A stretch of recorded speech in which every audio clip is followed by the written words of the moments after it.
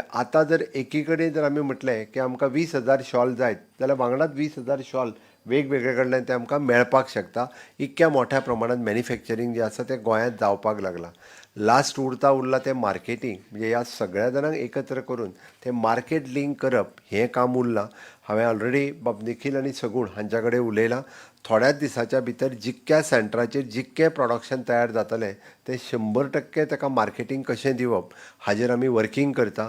त्या खातीर तुमी प्रोडक्शन खूब मोठ्या प्रमाणांत करात, ताका मार्केटींग दिवपाचें काम आमचें हँडीक्राफ्ट डिपार्टमेंट हे थोड्या दिसाच्या भितर करतले.